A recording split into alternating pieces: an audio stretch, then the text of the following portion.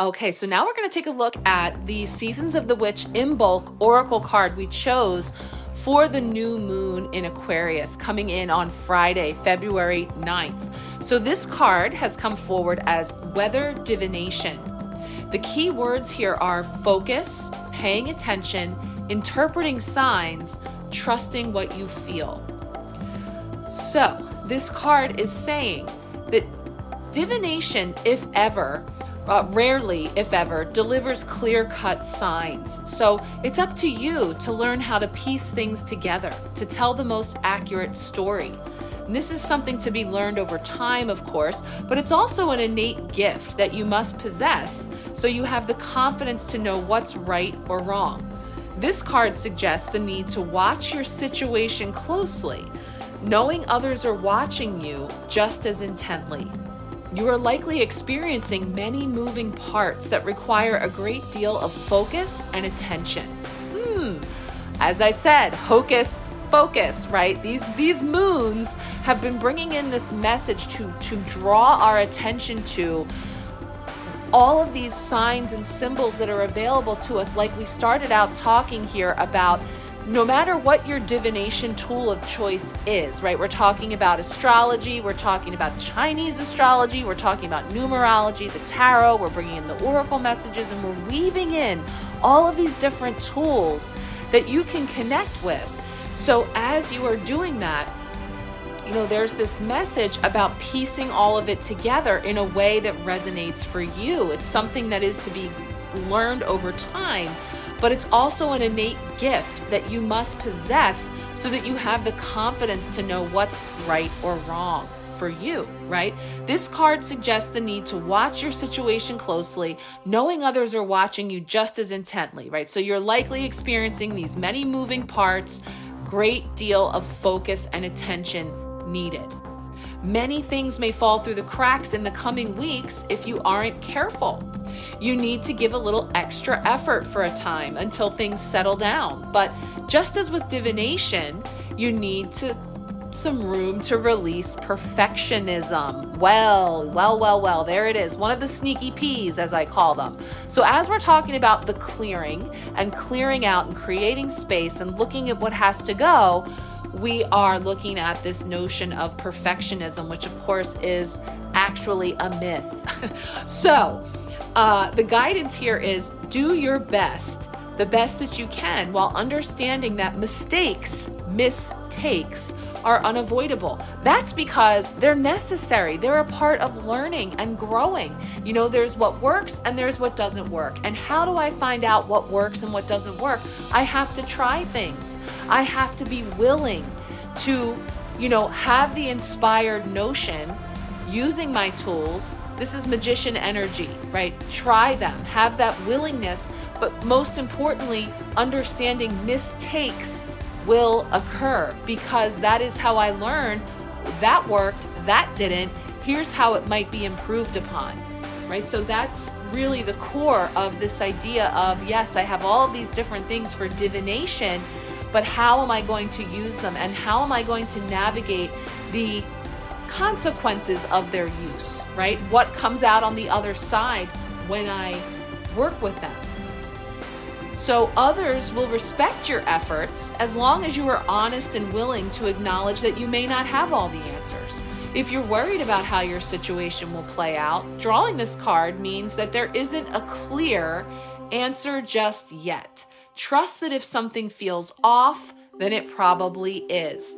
So, remembering new moon, there is no light, right? So there are some things that are yet to be revealed. And I know that there is a lot of connection going from this new moon in Aquarius to the full moon in Aquarius that will be happening in August. So, this time period, this is seeding what will be unfolding and ultimately illuminated with that full moon. So in terms of this cycle that we're entering into, some of those things may not yet be clear, right? So this is really about getting clear within yourself as to what you wish to bring in.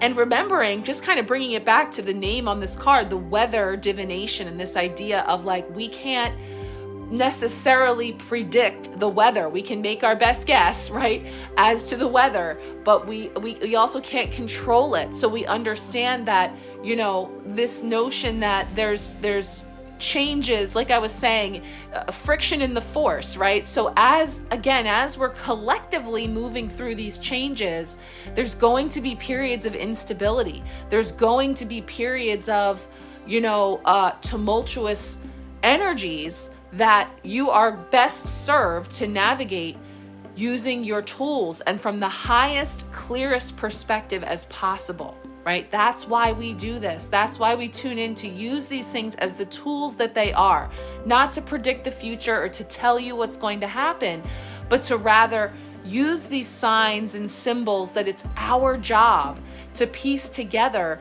with our own intuition, our own inner knowing. And so, as you're kind of piecing together each of these cards that have come forward, we get this consistent message. This is card 42. 4 and 2 is a 6 energy. So just like the Lovers, just like our Thursday card of how we are growing, talking about bringing heaven to earth and really, being in our spiritual gardens and having a choice and acknowledging the duality. Here we are with this notion that says, I trust in what I feel. For what I feel are signs to pay mind to. You've got to feel it to heal it, right? So we're feeling it. We have a nudge, a notion, and this is another big thing that's been coming up. The more you come into your body, remember we talked about getting grounded, right? Our body gives us the answer long before we see often the results on the outside, especially when it comes to the people, places, and things that are not for us or that are, we're best served to move in that direction.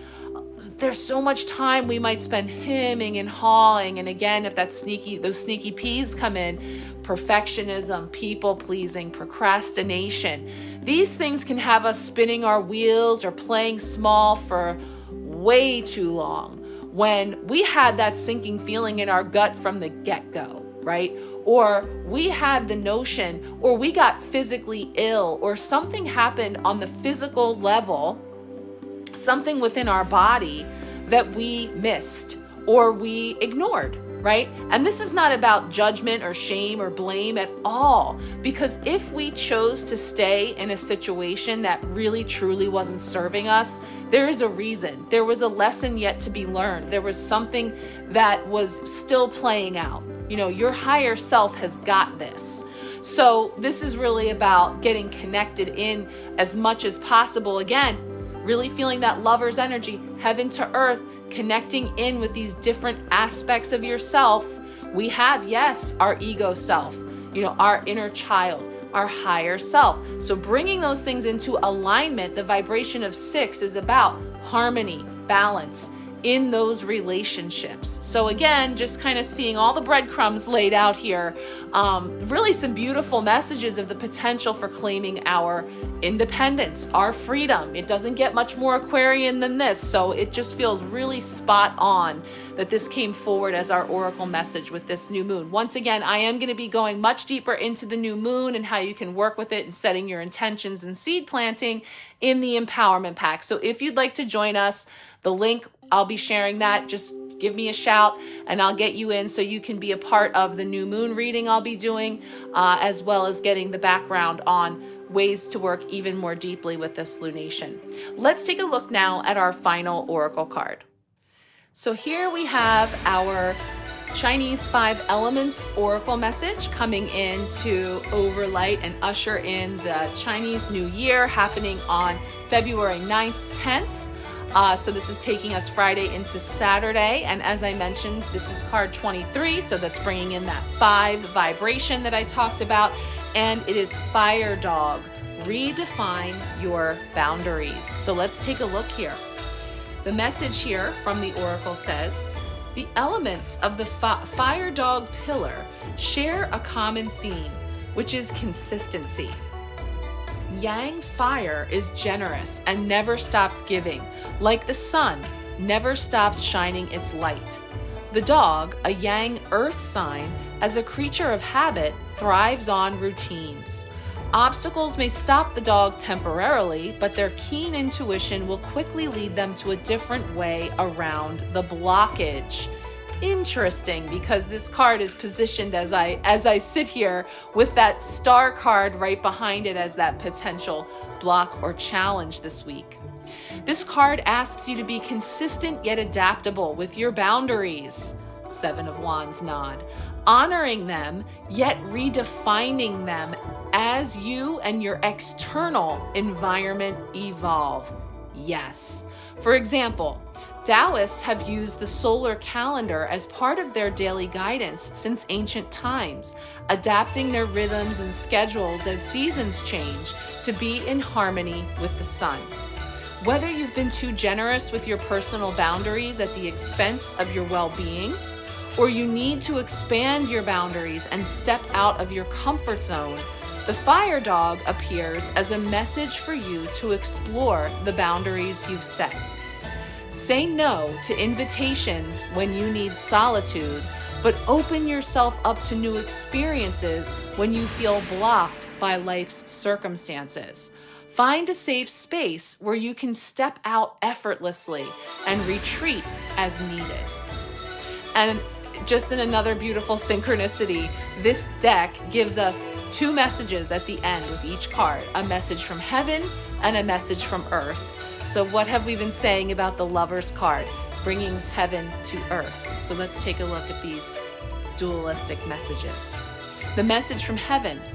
Just like the light of the sun, the primary symbol of yang fire, guides our daily life, let your energy level be your guide in managing your boundaries. Yes, this is what I was saying. Rest before you're depleted so you can spring into action when opportunities arise. And the message from Earth? The dog doesn't give up. Try different approaches to a problem and you will eventually find a solution. Dang, I was just saying this. So, like magician energy, what did I say? Keep trying, right? Using your tools. This worked, this didn't. This is how we make magic. Practical magic. Earth magic, right? This is what I said. It sounds amazing, right? The challenges of the star is like redefining what we understood to be the way to manifest things in our life and what it is to be abundant and what it is to have all of our wishes come true and how that happens, you know. And as we are challenged, 5 energy, right? Challenged to rewrite the script on that or understand how we look at energy, right? This depletes my energy. This invigorates my energy, and using that as a guide. So these are all so connected. It's really, really cool. Never gets old to see how all of these little breadcrumbs are falling, coming together into this energy, this new energy that we're stepping into. So this is actually a really powerful week for us to be harnessing all of this. I'm going to bring up the picture of all of our cards because I really feel like they're so connected. I just want you to take a look at each of them again.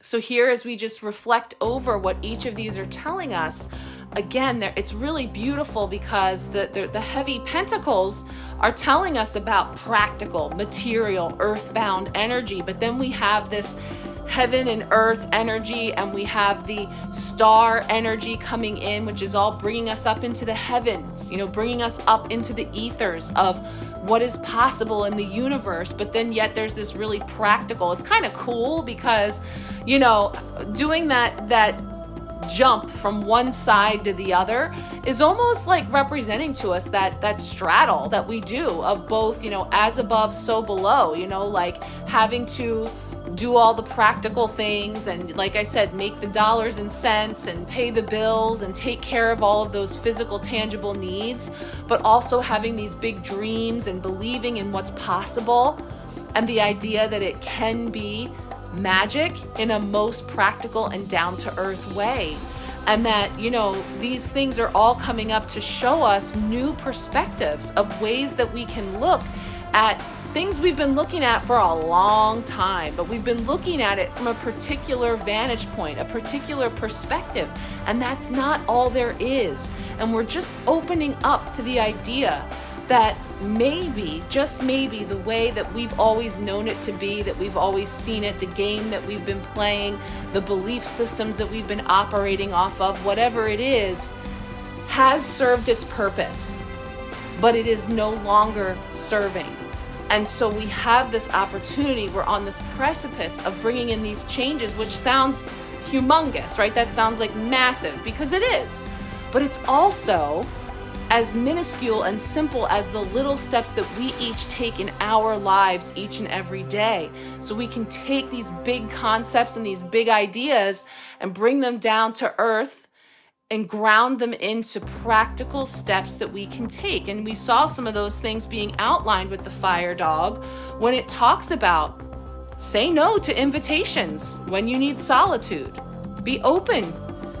Open yourself up to new experiences. If you feel blocked by life's circumstances, right? Find a safe space where you can step out effortlessly and retreat as needed. So these are things we can endeavor to create in our environments. Once again, we're brought back into the clearing, right? Clearing out and making space to create just what it is that we can thrive from. So, that gives us a good place to start. Once again, if you would like a personal card pull this week, let me know. If you want in on the new moon reading this week, also let me know, because remember, it's for the whole month. You'll get not one, not two, but 3 readings. So if you want to get in on the empowerment pack, let me know. Okay, guys, thanks so much. Wishing you a beautiful week ahead, and we shall talk soon. Take good care.